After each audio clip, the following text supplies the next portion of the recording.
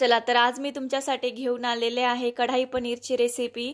तर त्यासाठी एक पॅन घ्यायचा, पॅनमध्ये तेल ॲड करायचं, लाल तिखट हळदी पावडर ॲड करून घ्यायची, त्यांना व्यवस्थित मिक्स करून घ्यायचं। त्यानंतर ॲड करायचं कट केलेला पनीर ॲड केल्यानंतर त्याला व्यवस्थित मिक्स करून घ्यायचं। 2 ते 3 मिनिट साधारण आपण आता हे पनीर फ्राय करून घेणार आहेत।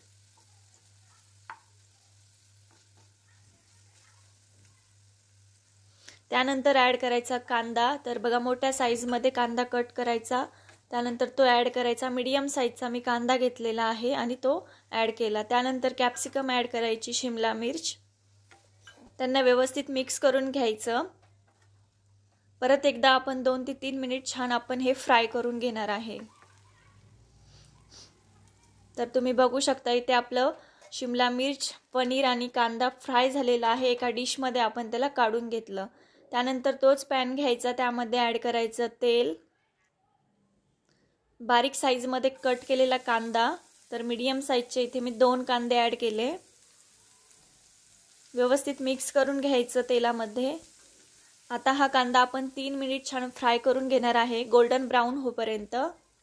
त्यानंतर ॲड करायचं आलं लसूणची पेस्ट, तिला व्यवस्थित मिक्स करून घ्यायचं।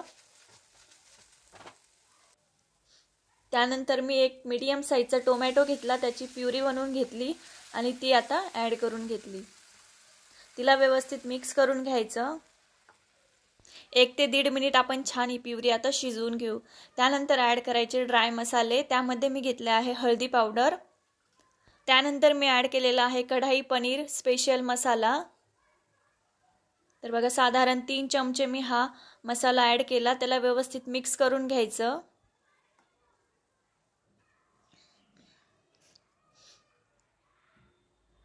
त्यानंतर थोडंसं गरम पाणी ॲड करून घ्यायचं आणि व्यवस्थित परत मिक्स करून घ्यायचं। तर एकदम सिंपल रेसिपी आहे, एकदा नक्की ट्राय करून बघा। त्यानंतर मीठ ॲड करायचं। तर मसाल्यामध्ये मीठ ऑलरेडी असतं, तर त्यानुसार तुम्ही मीठ ॲड करायचं आहे। मीठ ॲड केल्यानंतर व्यवस्थित परत एकदा मिक्स करून घ्यायचं। 1.5 ते 2 मिनिट परत आपण ही ग्रेव्ही आता शिजवून घेऊ। त्यानंतर ॲड करू आपण यामध्ये फ्राय केलेला कांदा, शिमला मिर्च आणि पनीर। ॲड केल्यानंतर व्यवस्थित मिक्स करून घ्यायचं। तर बघा या स्टेजमध्ये अजिबात पाणी ॲड करायचं नाही, जर तुम्हाला ॲड करायची गरज असेल तरच तुम्ही गरम पाणी इथे ॲड करू शकता। तर तुम्ही बघू शकता इथे आपली रेसिपी रेडी झालेली आहे। रेसिपी आवडली असेल तर चॅनलला नक्की सबस्क्राईब करा आणि व्हिडिओला लाईक करा, म्हणजे तुम्हाला आणखी नवीन नवीन रेसिपी बघायला मिळतील।